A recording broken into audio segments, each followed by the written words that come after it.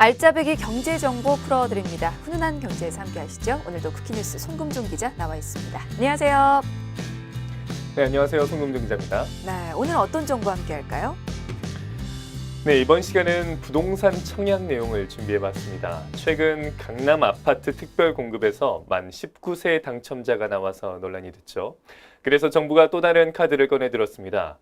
이제 투기 과열 지구내 9억 원이 넘는 고가의 주택은 분양 시 특별 공급 대상에서 제외시키기로 한 건데요. 이른바 금수저들의 잔치로 불리는 로또 청약 특공 당첨, 이제 막을 수 있을까요? 오늘 한번 자세히 짚어보도록 하겠습니다. 네. 정부가 주택 청약 특별 공급 제도 개선에 나섰습니다. 전체적으로 어떤 부분이 달라지는 건지, 나의 자격은 변동이 없는 건지 이 시간 통해서 살펴보시면 좋겠습니다. 자, 먼저 전체적인 제도 변경 내용부터 좀 볼게요. 어떻게 달라집니까? 네, 국토교통부는 실수요자 청약 당첨 기회를 늘리고 공정한 청약제도 운영을 통한 내 집 마련 기회를 늘리기 위해서 제도를 개편한다고 발표했습니다. 그래서 이제 투기과열 지구내 9억 원이 넘는 고가의 주택은 분양 시 특별 공급 대상에서 제외되고요. 또 특별 공급에 당첨된 경우 전매 제한 기간도 5년으로 강화됐습니다. 네, 이 특별 공급 제도 실효성에 논란이 이니까 국토부가 나름의 또 결단을 내린 것 같은데 사실 이 제도 변경이 너무나 갑작스러워서 시장 반응이 어떤지도 좀 궁금해요. 많이 혼란스러워할 것 같은데 어떻습니까?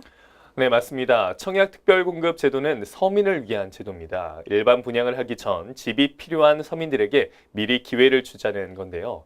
이렇게 되면 주거 취약계층을 위한다는 취지도 퇴색되고 있는 것이 아니냐는 지적도 현재 나오고 있습니다. 네, 그 논란이 되고 있는 청약 특별 공급에 대해서도 좀 보겠습니다.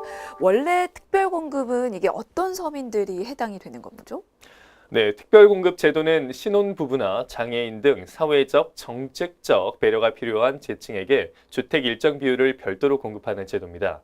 세 자녀 이상 다자녀 가구나 부모 부양가족, 신혼부부 등을 위해 1순위 청약에 앞서서 실시되는 것이죠. 네, 뭐 일반인들보다 청약의 기회가 먼저 주어지는 건 사실이지만 그렇다고 해서 분양가가 또 차이가 나는 건 아닙니다. 그리고 또 분양가가 비싼 곳은 아무리 먼저 기회가 주어져도 이게 계약금조차 낼 수 없다면 그림의 떡이 될 수밖에 없잖아요. 네, 맞습니다. 신혼부부 특별공급의 경우 소득 수준 제한이 있고 9억 원 이상 주택은 중도금 대출이 되지 않습니다. 본인이 해결해야 하는 돈이 절반 이상인데요.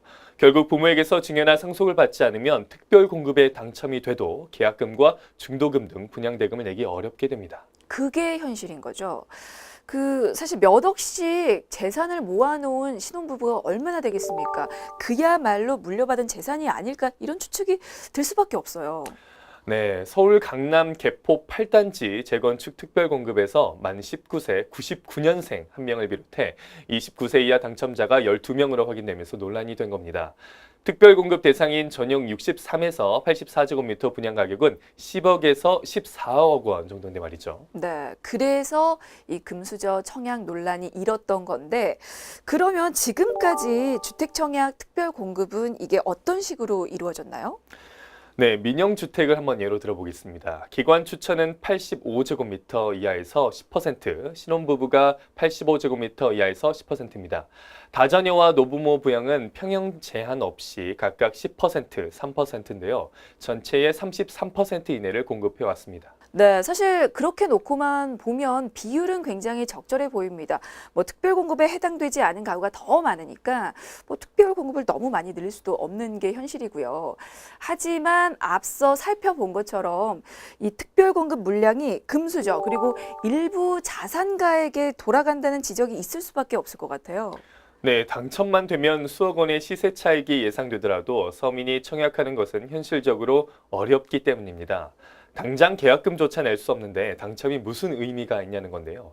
하지만 이제 결국 경제적 능력이 충분한 사람들에게 특별공급 제도를 통해 청약 당첨 가능성을 높여주는 것이 제도 도입 취지에 맞느냐는 비판이 커질 수밖에 없는 겁니다. 네, 그러면 그 부분이 지금 달라지는 겁니까? 네, 맞습니다. 개선안에 따르면 전국 투기과열지구, 즉 서울과 경기, 과천시 등에서 분양가 9억 원을 초과한 고가주택은 민영주택과 국민주택 모두 특별공급 대상에서 제외됩니다. 특별공급 제도를 9억 원 이하 주택에서만 운영하고 9억 원 초과 주택은 전 가구 일반 공급 방식으로 분양한다는 겁니다. 와, 그러니까 9억 원이 넘는 주택은 모두 일반 공급으로 분양이 된다는 건데, 이게 실제적으로 달라진 청약 시장을 기대할 수 있을까요? 네, 국토부는 일반 공급 물량이 33% 증가하면 주택가격 부담이 가능한 실수요자 당첨 기회가 많아지고 공정성이 강화될 것으로 현재 기대하고 있습니다. 그리고 9억 원 이하 아파트 청약에서 신혼부부 특별 공급 물량도 20에서 30% 늘리기로 했는데요. 현재 민영주택 기준으로 전체 공급 물량의 10%인 신혼부부 특별 공급 비율을 20%로 확대하고 국민주택은 현행 15%에서 30%로 확대할 예정입니다. 그러니까 신혼부부에게 공급되는 특별 공급 주택 물량이 이게 2배 늘어나는 건데, 그러면 신혼부부에게 적용되는 그 기준도 달라지는 겁니까? 네, 이렇게 늘어난 물량에서 민영주택 기준으로 전체 공급 물량의 5%는 소득 기준이 높은 신혼부부에 공급할 방침입니다. 소득 기준을 현재 도시근로자 월평균 소득 100% 이하에서 120% 이하로 늘리고 맞벌이는 130%까지 인정합니다. 나머지 전체 공급 물량의 15%는 도시근로자 월평균 소득 100% 이하에게 공급됩니다. 네, 아무래도 가점제로 운영이 되다 보니까 아직까지, 그러니까 지금까지는 무주택 기간이 상대적으로 짧은 이 신혼부부가 불리하다는 지적이 있었는데, 뭐 이제 좀 나아지겠네요, 그럼. 네, 전용 면적 85제곱미터 이하를 100% 가점제로 공급하는 안이 시행된 이후에 무주택 기간이 긴 40대 이상이 대부분 당첨돼 신혼부부가 상대적으로 좀 불리하다는 지적이 있었습니다. 또 신혼부부 특별 공급이 스스로 재산을 모은 부부보다 물려받은 재산이 많은 부부에게 유리한 제도라는 비판도 있었고요. 그래서 무주택 기간과 청약 통장 가입 기간이 상대적으로 짧은 신혼부부들이 당첨되기 어렵다는 현실을 감안한 정책이라는 현재 그런 평을 받고 있습니다. 그럼 이제부터 공고가 나오는 분양 예정 단지는 다 달라진 기준이 적용되는 겁니까? 네, 이제 입주자 모집 신청을 하는 단지부터 결혼 후 7년 이내 신혼부부들에게 특별 공급을 진행합니다. 인터넷 청약으로 당첨자를 가린다지만 구체적인 기준은 나오지 않았는데요. 결혼 5년에서 7년 차 부부를 신혼부부로 보기 어렵다는 지적도 나옵니다. 하지만 내 집 마련을 위해 어느 정도 자금 마련을 했을 가능성이 있기 때문에 그 대상을 넓힌 것입니다. 네, 뭐 일단은 이번 개선안으로 이 실수요자의 청약 기회가 확대될 것으로 보이긴 하는데요. 그래도 논란의 여지는 있는 게 그 신혼부부나 다자녀가 아닌 다른 일부 특별공급 대상자에 대한 적정성이나 추천 기준입니다. 뭐 사실 그 부분도 논란이 일고 있는 거잖아요. 네, 맞습니다. 일부 특별 공급 대상자를 두고 논란이 있는데요. 앞으로는 기관 추천 특별 공급 물량 관리 감독을 강화할 예정입니다. 또 특별 공급에 참여하는 기관별로 자체 운영 실태 점검 결과를 연 1회 이상 국토부에 보고하도록 방침을 정했습니다. 근데 기관 추천은 이게 뭐죠? 사실 이건 무슨 대상자들이지? 이런 생각이 들 때가 있었는데 이 기관 추천은 어떤 경우가 해당이 되는 겁니까? 네, 기관 추천 특별 공급은 대상자 유형이 20가지가 넘습니다. 국가유공자나 보훈 보상 대상자 등인데요. 거기에 국제 올림픽 대회 같은 국제 경기에서 3위 이상 입상한 선수나 미래창조과학부 장관이 인정한 박사 학위 소지자 중 귀국 2년 이내인 자, 그리고 중소기업에서 일하는 근로자도 여기에 포함됩니다. 근데 좀 애매한 게 사실 국가유공자, 보훈 대상자나 유공자는 네, 뭐 그렇다 쳐요. 그런데 선수나 체육인들은 사실 다른 부분으로 혜택을 줘도 되는 건데 뭐 굳이 이렇게 아파트 분양 우선권을 주어야 하나라는 생각이 드는데 뭐 이유가 있을까요? 네, 일단 국가 발전에 기여한 공로를 치하한다는 취지입니다. 하지만 수입이나 사회적인 지위가 어느 정도 보장된 이들에게 특혜를 주는 것은 맞지 않다는 지적이 있었습니다. 또 기관 추천 물량이 사업 주체인 건설사나 시행사 마음대로 배정된다는 것도 문제로 현재 꼽히고 있습니다. 네, 뭐 앞으로 관리 감독을 더 강화하겠다고는 하지만 그래도 기관 추천 특별 공급 대상자 기준에 대해서는 확실히 이 사회적인 합의가 분명히 필요할 것 같긴 합니다.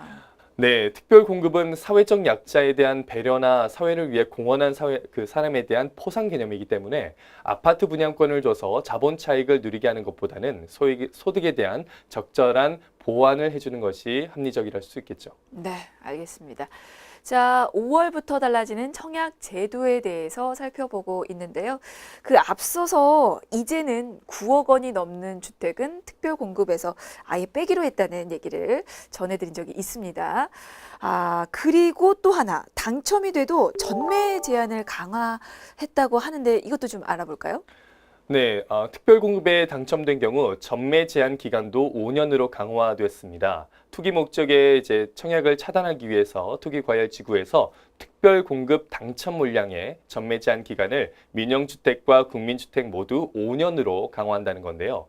통상 소유권 이전 등 기일까지의 기간이 3년 이내인 경우 소유권 이전 등기 후 주택을 2년 이상 보유해야 전매할 수 있습니다. 네. 그러면 9억 원 이하의 주택인 경우 이 특별 공급에 당첨이 되면 전매 제한 기간이 더 늘어나는 겁니까? 네, 통상 분양 후 입주 때까지 3년 정도 걸리는데 이 경우 주택을 2년 더 보유해야 전매할 수 있게 되는 것이죠. 네, 알겠습니다.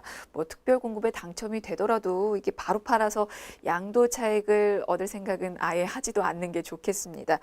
자, 그리고 이 투기 과열 지구가 아닌 곳과 비교했을 때 전매 제한 기간이 꽤 긴 거죠, 이게. 네, 맞습니다. 전매 제한 기간은 기존보다 투기과열 지구로 지정된 곳이 2년 더 늘어난 셈인데요. 투기과열 지구가 아닌 수도권에서는 전매 기한 기간이 2년에서 2년 6개월이고요. 나머지 지방에서는 6개월입니다. 네, 알겠습니다. 지금 상당히 많이 달라진 부분들 지금 짚어드렸는데요. 그 외에도 달라지는 부분이 더 있을까요? 네, 전매 제한 규정도 명확해집니다. 현행 주택법 시행령에서는 전매 제한 기간 시점이 최초로 주택 공급 계약 체결이 가능한 날로 규정되어 있는데요. 이 때문에 청약 당첨 후에 분양 계약 체결 전 이루어진 불법 전매 단속 시 속수무책이라는 지적도 있었습니다. 앞으로는 전매 제한 기산 시점이 해당 주택 입주자가 당첨된 날로 명확해집니다. 네, 알겠습니다. 뭐 일단 특별공급 제도의 일부가 변경이 됐고 그리고 아직은 구체적인 시장의 반응이 나오기 전인데요. 앞으로 어떻게 될까요? 예상을 좀 해볼까요? 네, 일단 국토부에서는 청약 특별 공급 제도가 폐지된다면 로또 과열 현상이 진정될 것이고 금수저 청약 논란이 사라질 것으로 예상하고 있습니다. 신혼부부 역시 큰 혜택을 볼 수 있을 것으로 보고 있고요. 하지만 부동산 시장은 일부 다른 의견을 내놓고 있습니다. 특별 공급 제도가 사라지면서 일반 분양으로 전환돼 투기 수요 유입이 더욱 활발하게 이루어져 시장이 혼란스러워질 것으로 보고 있는데요. 하지만 이제 개정안 시행 첫 달이니 좀 더 지켜봐야 될 것 같습니다. 네, 알겠습니다. 자, 이렇게 달라진 청약제도 살펴봤는데요. 청약 예정이신 분들 혹시 모르기 때문에 공고를 꼼꼼히 살펴보신 후 앞으로를 대비하시는 것도 좋을 것 같습니다. 자, 오늘 훈훈한 경제는 여기까지입니다. 지금까지 쿠키뉴스 송문종 기자였습니다. 고맙습니다. 고맙습니다.